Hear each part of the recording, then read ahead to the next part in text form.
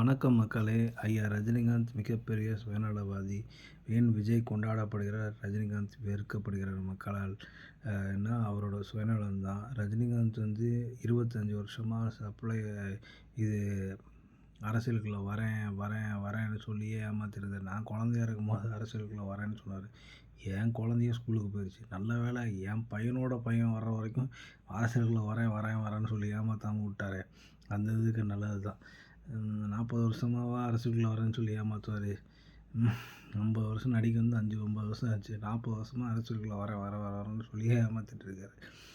சரி, அதுக்கு ஒரு முற்றுப்புள்ளி வச்சாச்சு, சந்தோஷம். ஒரு ரஜினி ரசிகர் ஒருத்தர் ஸ்ரீபெரும்புதூரில் 10,000 ஓட்டு மெம்பர்ஷிப் சேர்த்திருக்காரு. அதாவது டெய்லியும் கிளம்புவாராம். காலையில் 6 மணிக்கு கிளம்பி சாயந்தரம் 8 மணி வரைக்கும் போய் மெம்பர்ஷிப் பிடிக்கிறது மட்டும்தான். அந்த ரஜினி ரசிகர் மன்றத்தில் மெம்பர்ஷிப் பிடிக்கிறது தான். ஸ்ரீபெரும்புதூரில் வன்னியர்களோட கோட்டை. அங்கேயே போய் 10,000 மெம்பர்ஸ் க்ரியேட் பண்ணியிருக்காருன்னா அவர் எவ்வளோ பெரிய இது பண்ணியிருப்பாங்க. அந்த மாவட்ட செயலர் டெய்லி 60 ரூபா தான் கொடுப்பாராம். அதை வாங்கிட்டு சாப்பாட்டுக்கு அந்த 60 ரூபாயை வாங்கிட்டு ராத்திரி பகலாக போய் உழைச்சி மெம்பர்ஷிப் பிடிச்சிருக்காரு. பிடிச்சோடனே இவர் அரசியலுக்குள்ள வரமாட்டேன் அப்படின்ட்டார். ரஜினி ரசிகர்கள் ரொம்ப நல்லவங்க. ரஜினிகாந்த் ரொம்ப மோசமான மனிதர், ரொம்ப சுயநலவாதி. காங்கிரஸ் இருக்கும்போது காங்கிரஸ்காரர் மாதிரி இருப்பார், திமுக இருக்கும்போது திமுககாரர் மாதிரி இருப்பார், அதிமுக ஆட்சி வரும்போது எம்ஜிஆர் ரசிகர் மாதிரி நடந்துப்பார், புரட்சி தலைவி அம்மாவின் விசுவாசி மாதிரி நடந்துப்பார்.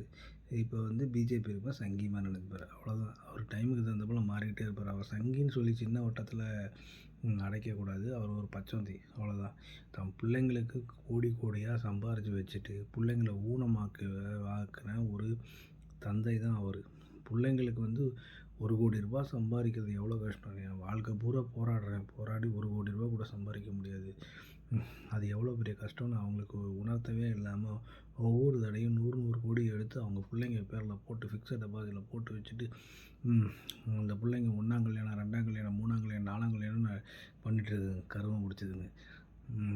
அதே மாதிரி என்னைக்கு பிள்ளைங்கள் மேலேயும் மனைவி மேலேயும் காட்டின அக்கறையை இந்த நாட்டு மக்கள் மேலே அவர் காமிச்சிருந்தாருன்னா என்ன கொண்டாடி தெளிப்பாங்க. விஜயகாந்த் மரணம் எத்தனை பேர் அவரை நேசித்த எத்தனை பேர் இருக்காங்க.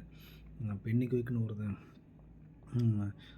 இறந்ததுக்கப்புறம் அங்கே பென்னி குயிக்குக்காக ஒவ்வொரு வாட்டியுமே விழாக்கள் எடுக்கிறாங்க. அந்த தேனி பக்கம் பிறக்கிற குழந்தைங்களுக்கு பென்னி குயிக்னே பேர் வச்சுருக்காங்க. அப்படி விசுவாசம் உள்ள மக்கள். ஆனால் அவர்களை அரசியலுக்கு வரேன்னு சொல்லி ஏமாத்தினதே அவர் செய்த சாதனையாக நினைக்கிறேன்.